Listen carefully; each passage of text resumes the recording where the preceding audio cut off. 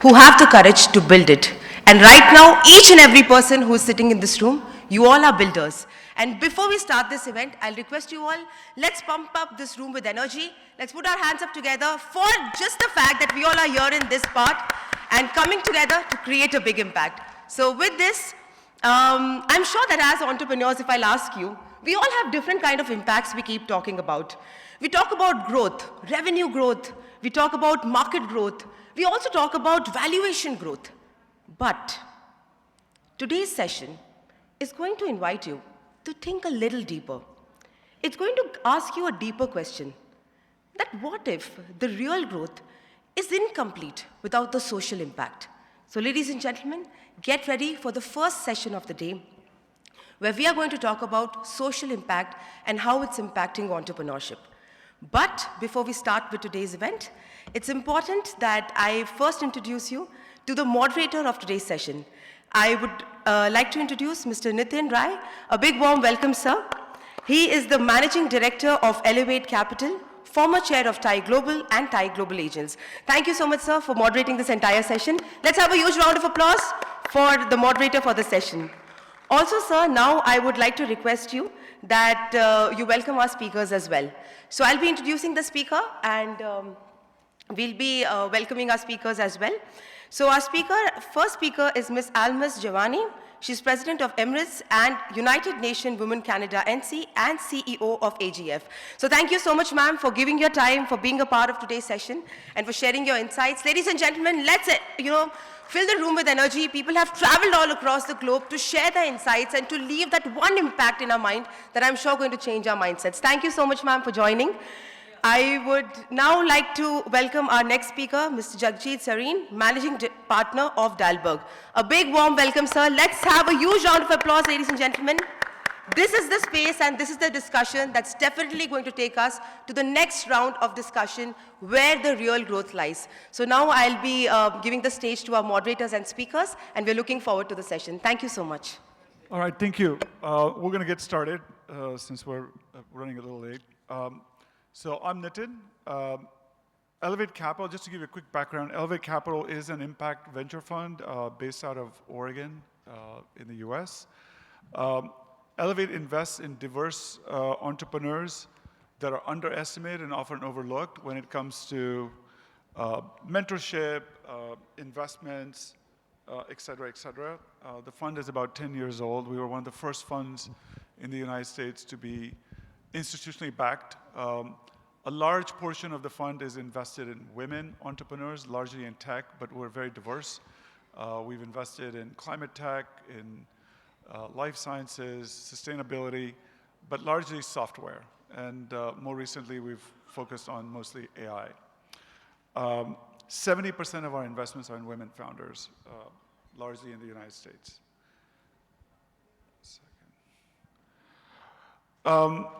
The foundation of the fund was really from TiE. As I launched TiE Oregon Angels, the thematic approach was very much around diverse, investing in diverse entrepreneurs. And a few years later, Elevate got formed. And a lot of the TiE principles of mentoring are built into this fund, because these entrepreneurs don't just need the money, they need the networks, they need the mentoring, they need the support from other entrepreneurs. Today's topic on social impact is really going to be framed around social impact not being sort of a side thing, but maybe more germane into economic mobility and impact as it pertains around investments. And we're going to talk about two different themes here. We're going to talk about gender equity, women empowerment, investing in women, supporting women. And the other theme is going to be around climate tech, which is the backgrounds of our two very esteemed panelists. So let me hand over to them to make their introductions. And once they've introduced themselves, we're going to go into sort of a round-robin Q&A. Alma? It's on. Did you turn it off?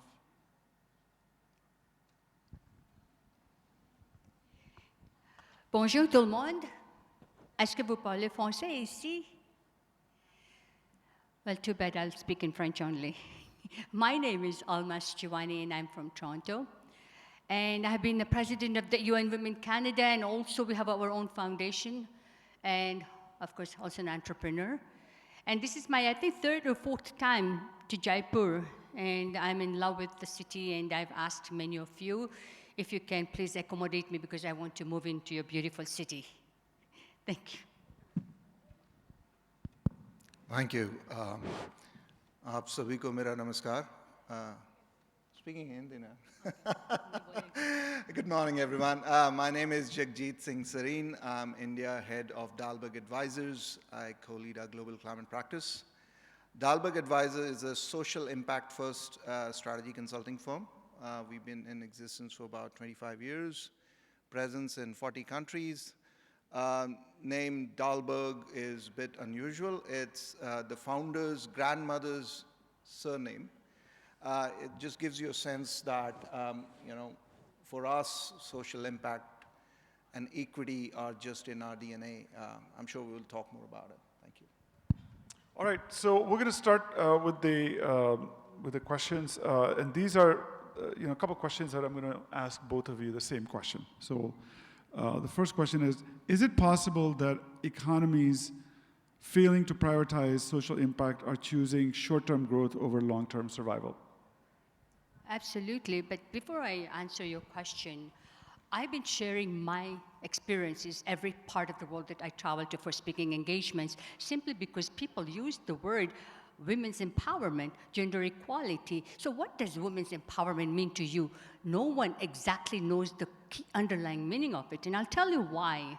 A few years ago, some of you who might have heard me speak, I always repeat this, just to raise awareness of the fact that not many people know the true meaning of empowerment or gender equality. If you don't understand the meaning of empowerment, how would you even encourage equality in your workforce, right? So many years ago, I was invited by the president of, I shouldn't say the name of the country, but there was an opening ceremony of the hospital, and I had no idea why they were invited me, but I accepted the invitation. And as you know, when you're a VIP guest, the president's assistant, they invite you for dinner.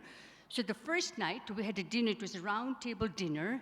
I was sitting on the right side of the president, so they asked everyone to introduce themselves. So the first person said, he's a gynecologist, hematologist, spermatologist, gist. And I got scared because I'm not a gist. Now what do I do? So when it was my turn, I said, by the way, what kind of a gist are you? He said something. I said, never mind, I can't even pronounce that. I'm not a gist.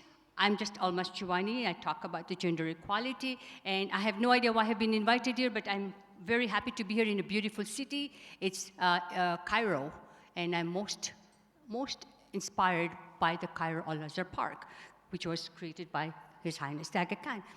So they clarified that the reason I was invited to speak about the how to empower more women in nursing, because Aga Khan has advanced school of nursing, so I knew my role. So the next day during the opening ceremony, the first lady was speaking in Egyptian language. I had no clue what they were talking about, so I was sitting at the back of this thing, sending out messages, and suddenly they called me. They said, Almas Jiwani is here, and we will ask her to say a few words. I said, oh my goodness, what do? How can I allude to First Lady's speech? So I went to the stage. Near the podium, there was a basket of green apples. So I said, in Canada, in America, I don't know about Egypt, they say 1 apple a day keeps all the doctors away. Is there a reason why we have so many gist here in the audience? And so while they were clapping and laughing, I said, since we have so many gist, I'm going to take advantage and ask you the question. Everyone, if you may, help me, because if I learn from you, I can impart that knowledge during my speaking engagements, right? So the first gentleman, I said, what does women's empowerment mean to you? He said, you are empowered when you're educated. Other one said, you are empowered when you live in a developing country. They kept on giving unreasonable answers, but one last gentleman from Germany, he got up and he said, you are empowered when you are married to a rich man. And I said, huh? I said, I'm looking to empower myself today. I was being sarcastic. So this tells you not many people know the real meaning of empowerment. And equality, as you know, most recent World Economic Forum, which is very sad because you must know it's everything online. It's going to take another 100 to 200 years before we can achieve real equality. So to answer your question, not investing only in women, which I encourage many companies when I travel, I talk to the government, I talk to the companies, why investing in women is so important.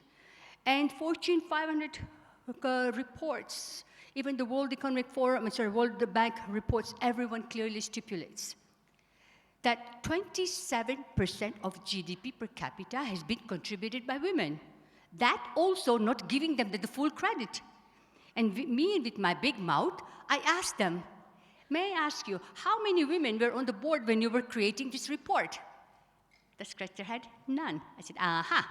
If we had a woman, one woman on the board, the numbers would be a little different. According to our calculation, which we are never accurate anyways, it could be anywhere between 30 to 32% per GDP per capita. So investing in women is crucial. And Fortune 500 company, clearly even India, I think India is now promoting more women in high-profile positions. Now keep in mind, the more women on board, the companies with women on board are doing far more better than the companies without the women on board. Do you agree? I agree. Si vous voulez, je peux parler en français avec vous. Do you speak Swahili? Kama wewe nataka mimi nitasema na Swahili. Wallahi ladim, ana halu, ana habibi, ana Almas Jiwani. I'm just trying to show off my 7 languages I speak because I see everybody sitting there. I hope you agree with me that in order to increase the country's prosperity, in order to increase the GDP, we have to encourage more women participation, and without the men's encouragement, without the men's support. And you know, the ranking of gender equality in India is very low right now, way below. If you look at the statistical data, I'll share that with you a little later. So thank you, and I'm sorry, I didn't mean to offend any man, but I'm just trying to bring it to your attention why it is so important to empower women in every form of life, whether it's at home, whether it's at school, workplace, and you will see the difference. Thank you. Jagjeet? So, given I work in climate for the past 2 decades, I'm so tempted always to start from there, but maybe let me take a segue, spend a minute on what she is talking about, and give a slightly, not different, but adjacent perspective. See, in India, while of course there is serious issue of gender, how should I put it, inequality? Inequality. Inequality. The numbers, they speak for themselves, but as a culture, and as a polity, as a democracy, we have had more female leaders than many other countries who are typical champions of women empowerment. In our religious beliefs, we have more goddesses than God, and we fear them more than we fear Durga more than Shiv. So I think somewhere along the millennia, we kind of got lost along the way, but culturally, ethics-wise or business-wise, the way we have run our economy, I think I feel very proud to say that Indian society has been the most equal when it comes to both genders expressing their rights, their wisdom. So just wanted to state that maybe it's going back to our roots and we would be more equitable society on that regard. A lot of work to be done, so I'm not putting anything under the carpet here, but I think going back to where you came from is sometimes, to my mind, a little easier than completely uncharted territory. This is kind of our home base. I think we can go to our home base, which was more equitable. Let me now talk about climate, which I know a little bit more, maybe. Sitting in Rajasthan, I come from not that far of place, Mahendragarh in Haryana, about 3 hours from here. When I was growing up, we had no Pakka road, so it was all Balu Ret ki sadak. And I had to walk like 5 kilometers to go to my school, 45, 47 degrees in summer. You know, used to get boils on our feet, छाले पड़ जाते थे. यहाँ पे भी अब बच्चे जो स्कूल जाते हैं गांव से, they face the immediate impact of climate change, translating into extreme heat. In many places, it's extreme flooding. In urban areas, we have urban floods. You know, now we have millions of gig workers who struggle to deliver in 10 minutes to us, the blanket workers. You know, in urban flooding, they're riding their bike, risking their lives to deliver us. What I'm trying to suggest here is that climate change, from a very esoteric, scientific phenomena, it's hitting hard. Not just on lives and livelihoods of people, but also the bottom line, the balance sheets of every corporate, every entrepreneurs. Whether you have to safeguard the working hours, conducive working hours of your workers, or just the health insurance bill, you name it. On the solution side, there is equally dynamic opportunities which are coming. And the way, at least at our firm, we are looking at is the solutions should be affordable and scalable and should cater to so-called bottom of the pyramid. So essentially, for entrepreneurs, my call to action would be look for solutions you can bring to market which give you, you know, in a sense, climate fortune at the bottom of the pyramid. Let me stop with that. Thank you. All right, thanks.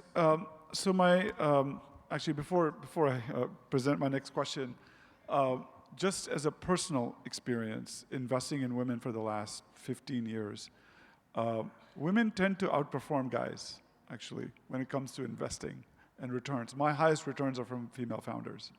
And one of the reasons that is the case is they tend to be grittier, they come more prepared, and they want to collaborate. They're more transparent than the guys are when it comes to giving information back to your investors and asking for help. So I completely validate what Almas was talking about in terms of, you know, the real economic impact. I mean, women have a huge opportunity to contribute to economic impact, and they already are. So on that note, Almas, what has been your experience? You've been around the world. You know, what is holding people back from this, especially from the leadership standpoint? There are many leaders. Is it working? Okay. Many leaders, I'm not saying all of them, but obviously a higher percentage of the leaders, they think investing in women is a social equity only. It's a cost, not a value. Now, people forget that when you invest in women, when the business grows, they empower, they recruit more women, because there's always a condition, especially from our side, from the UN Women or the Aga Khan Foundation. We invest a lot in women. When they start their own businesses, they recruit more women and they empower more women at the same time. But when women are trying to get the funding on their own, it is very, very difficult. And I'll give you the examples of Africa. It is very difficult. No matter how much assets you have, no matter how much money you have in your bank, all the banks require the husbands to co-sign. Otherwise, they will not get in investments. That's a major challenge in Africa. Even in Europe, there are many, many different. You know what? People look at the women from different lenses. Not many people understand the fact that by investing in women, you are not only investing in the prosperity of the family, but in the prosperity of the city, because they will be recruiting women to climb the ladder, and once other women are empowered, they will start the business, because women, what they do from their profit, they encourage other women, they invest in other women. So there is a ripple effect. And when we try to bring it up at high-profile conferences like the World Economic Forum or the Government Forum, and it bothers me the fact that every time high-profile leaders would say, women are the answers. And I get elated. I said, wow. But I said, wait a minute. And me in my big mouth, put my finger up. If women are the answers, can you please tell me what are the questions? And nobody would be able to tell you. I said, let me help you. Women can be the answers if an enabling environment is provided to them to be the real answers. And can you please tell me how many women are at the decision-making boards, whether it's the World Bank, whether it's the UN, whether it's the government. Even in my own government in Canada, they say we have 50-50 women in parliament. But does all these women have the decision-making acumen? No. And there's always a conflict when women raises their voice. Next thing you know, they're fired. It happens in many, many companies. And I can sit here and share all the statistical data. I can share with you all the stories, all the hurdles that the women have to go through. So to answer your question, while certain percentage believe investing in women is the key answer, but through a lot of challenges, they put them through a lot of efforts, time, and through a lot of anxiety before they would even encourage any investments. But those who have invested in women, they can see the fruits. And I wish those men like yourself who have invested in women, you just said that you have seen that women have, it has been very successful. I wish they can come out more and say, hey, listen, I invested in one woman project and she's prospering, flourishing right now. As a result, from that profit, we were able to invest in other women's project. So I encourage all the men, please look at it. So on that note, do you see other women investing in women?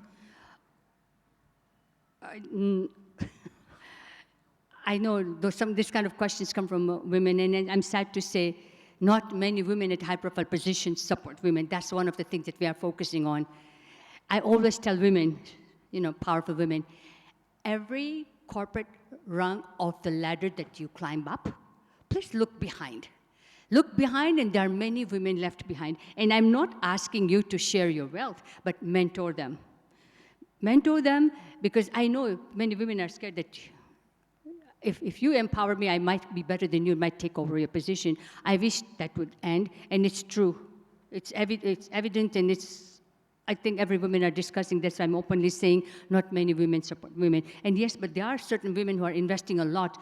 I believe, Bill Gates' wife, she's investing. Melinda's Pivotal Ventures is... Yeah. The high-profile foundations and companies who don't have any form of fear, they are really investing, but the percentage is so low. I wish we could encourage a higher percentage. But as the World Economic Forum, the powerful leaders, the global leaders, they're openly saying that it's going to take over 200 years to achieve gender equality. So that's your answer. But it's up to us, not us, meaning you, men or women, to change that narratives. We can change. That was the prediction that could take 200 years to achieve gender equality. Why? Why is it taking so long? Why would it take so long? Is it not possible for us to change? Especially now that the report is out saying that 27% of the GDP per capita has been contributed by women. So isn't that enough proof that women are contributing and women are able to deliver? That's a power proof, sorry. And the stats, 27% was 2 or 3 years ago. So I don't even know the current report stats, and I'm sure it's increased. So I think it should encourage all the big companies, all these powerful, or what should I say, accomplished men and women to invest more in women. Try. You have to, because all you will see is the ripple effect, never any loss. Thank you. All right, thanks. Good answer. Okay, Jagjeet, I'm going to switch to climate tech, and I have a few questions for you. Sure. So where, in your opinion, where is capital misaligned today in climate tech? And what structural changes are needed to accelerate adoption? Sure.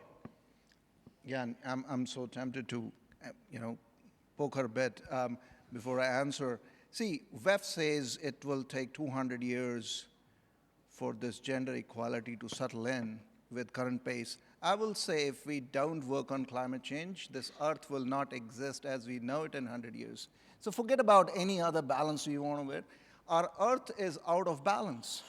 Let's fix that first on an urgent basis. And otherwise, we are all toast. 2100, there would be so much chaos around here that, we all either shift to Mars or we're gone. With that, let me answer your question. I think we've seen huge upsurge in investments, hundreds of billions of dollars in building green power plants, whether it's solar, wind, geothermal, you name it. A lot of gigawatts have been built. A lot of money has been made. Where is the biggest market failure is on the adaptation side. Because, you don't reduce CO2. In mitigation, the the economics is you reduce a ton of carbon by producing green electricity anywhere in the world. It helps people somewhere else in the world, so they are willing to pay for it. Or you get electricity, you get some commodity out of it for your use. For adaptation, it's for an unseen loss or a risk. Tomorrow it will flood more, so you have to change the architecture of whatever you're building. There is an extra cost. You're preparing for a worse future. People don't price it well. If they don't price it well, they won't account for it, they won't pay for it, and there is no money to be made, so people don't invest in it. And the logic is a downward spiral. Having said that, where we see hope is more and more impact investors, people like you and others, are trying to make a proof of concept there and taking things to scale, using instruments like blended finance, social bonds, impact bond, you name it, so that you start making the market for these solutions and create a pathway for scale.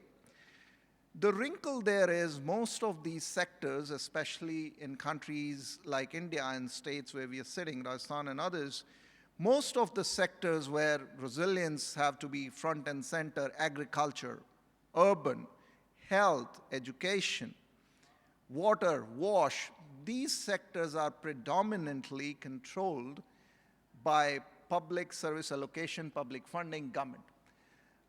Only in electricity and telecom you have seen privatization, but rest every public service is government owned, controlled, and subsidized.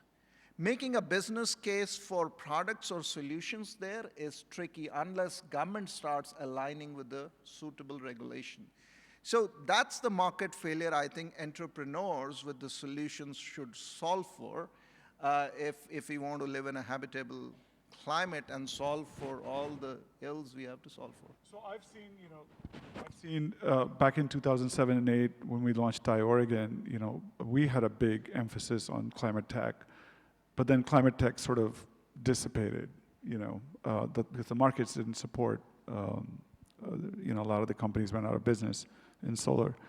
What are the catalytic things do you think would infuse more capital into climate tech? Because I think that's, private capital is, from what I mean, there's a lot of government support that comes in, but how does private capital supplement or maybe even trump government support for climate change?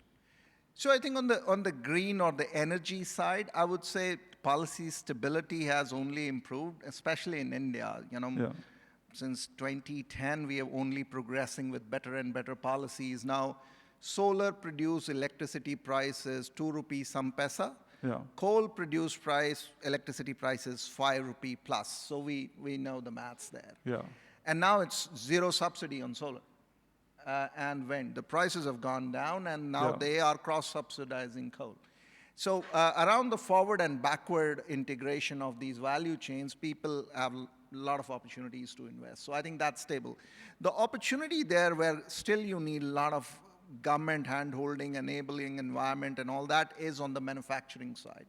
MSMEs and the components which go into these solar panels and the windmills and the battery pack, EV, charging station, green hydrogen, transmission equipment.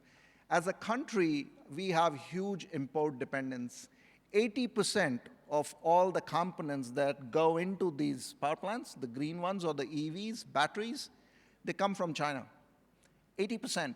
And if I have to put a dollar number, by 2030, annually, we would be importing $100 billion worth of clean tech components, which is close to our oil import bill.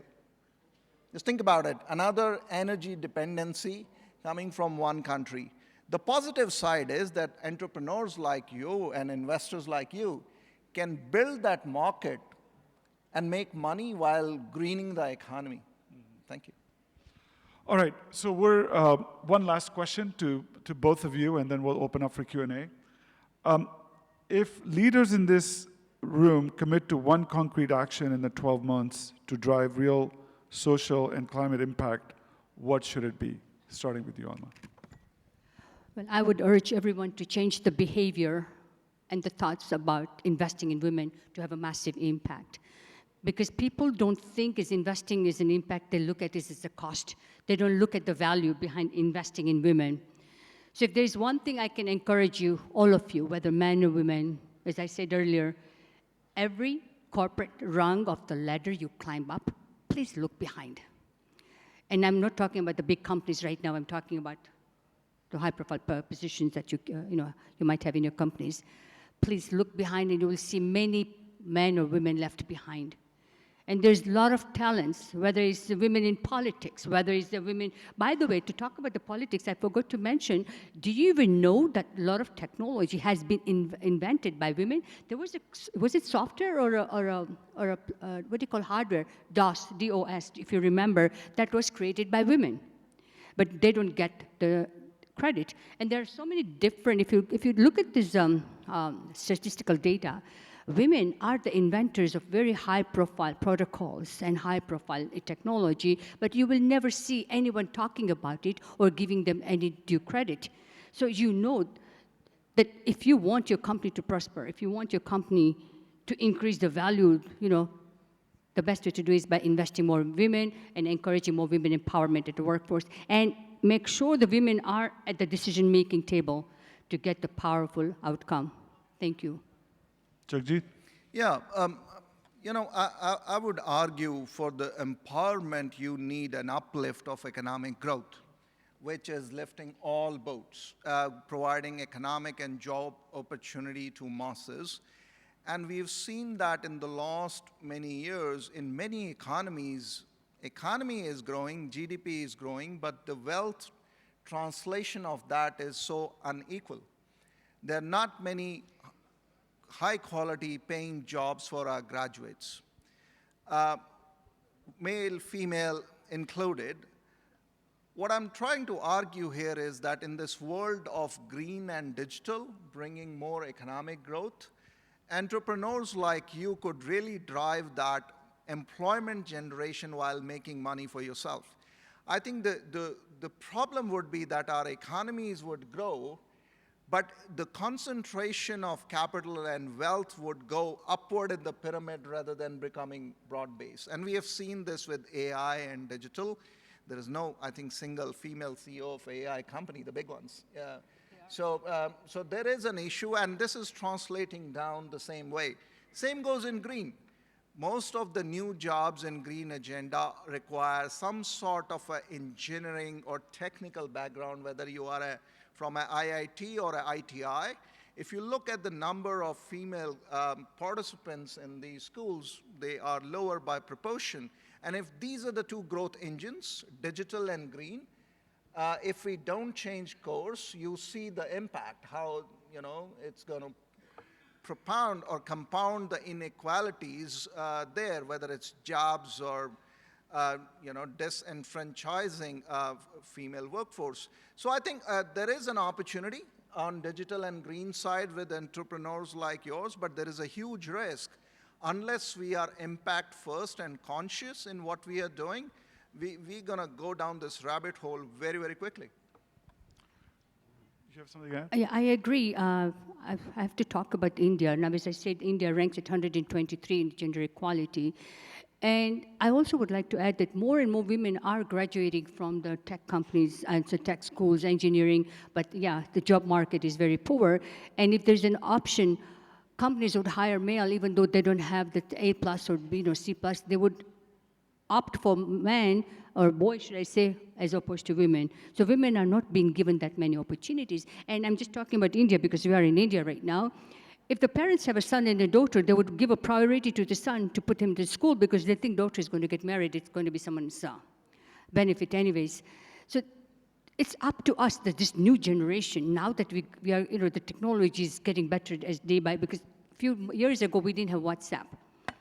And we didn't even have the telephone system. We didn't have this kind of education available to us right now that we have. That's why I always say to everyone, the skill set of yesterday will not help you grow with the skill set of today, right? I mean, with the skill set of today will not help you grow with the skill sets of yesterday. Invest in your skill sets, because AI is going to take over the world very soon, whether it's climate change. And by the way, the global prevention technology in Canada was invented by women. It's doing very well right now. The German, they're all testing. The University of Toronto is testing. The University of Waterloo. So there are a lot of technologies, high-profile technologies are being invented by women, and no one is talking about it. No one is giving them the credit. So some people like myself just try to, raise awareness and bring visibility to women's achievements. With your support, I'm sure we can change what the World Economic Forum has predicted, that we will not achieve gender equality more than 200 years. If you can Google it, you'll see they're predicting. 2 years ago, they were saying 103 years. It will take 103 years. And now I fail to understand why in the last year they said 200. Where did they get the numbers? I still don't understand. So every year they're increasing the number of the years it will take to achieve gender equality. And that's very sad news for majority of the women in the world and for men as well. So I hope that you will change your thinking, that investing in women is value-based and it's not a cost. Thank you. So just to summarize, what we heard from our panelists is that social impact is not a charity. It's a strategy. It's leadership and capital aligned to build durable economies and resilient societies. We're going to open up. Do we have time for questions? Okay, one question. If somebody has a question, please. Yes, ma'am. All right.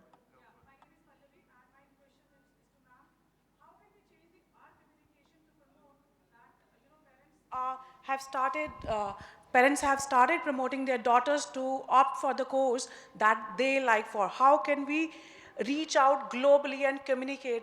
Because what I am gathering is that the perception that Indian parents are not supporting daughters at this moment, which is not right. Parents are supporting, they are giving all the resources. So the question is, how can we change the communication for the global audience?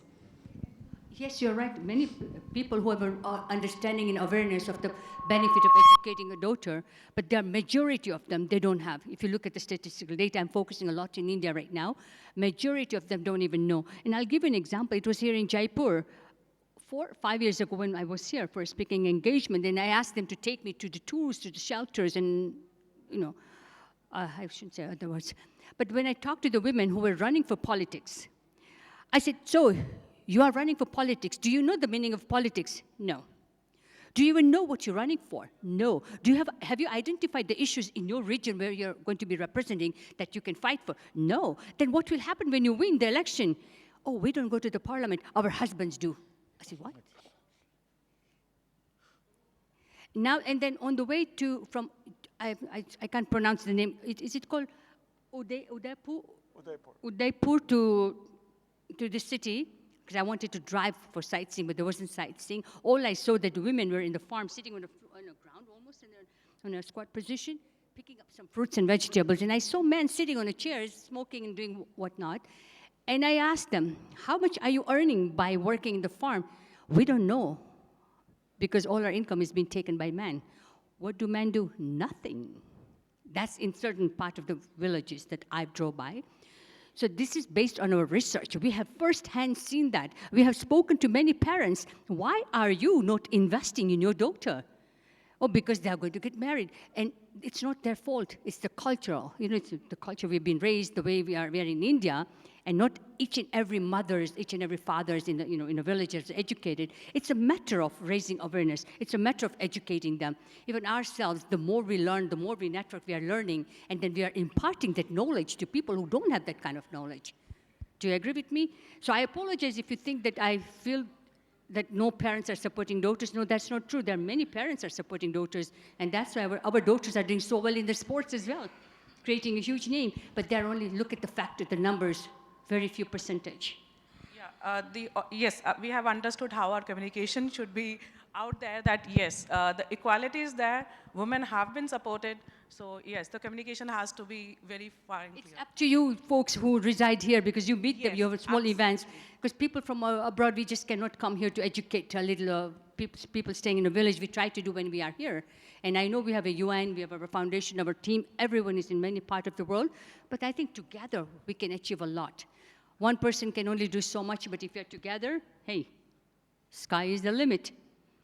All right, on that note, thank you very much, panelists, for supporting TGS and coming all the way from wherever you came, Toronto, Delhi. Reserve your questions to after the session's over. I'm sure you guys have a few minutes. I think we're out of time. We're out of time. All right, okay, thank you. Thank you so much, ladies and gentlemen. Thank you so much for such a wonderful panel. I'll request our speakers to please stay back, and I'll request our host to felicitate them and give them a small token of gratitude for coming all across from cities and spaces and to give their time. So I really truly believe this, and I'm sure that everyone sitting in this room would believe in it as well, that I think the strongest businesses of future, it's not just going to be about making profit, but it's going to be about making everything purposeful. And thank you so much for giving us a very deep insight of how important social impact is. And I must say that every insight, whether it was about Ms. Almas talking about the empowerment or Mr. Jagjeet talking about the climate change, it really gave us a very wonderful insight. So thank you so much. And ladies and gentlemen, let's once again, I'm sure we all have a lot of thanks in our heart, and the only way we can convey them is by clapping, because that's just the way we let them know that thanks for giving your time, thanks for giving your energy, and most importantly, thanks for giving the experience you hold and bringing it on here in the stage. So thanks once again. Thank you. I have a question for you. Yeah. Is this real gold?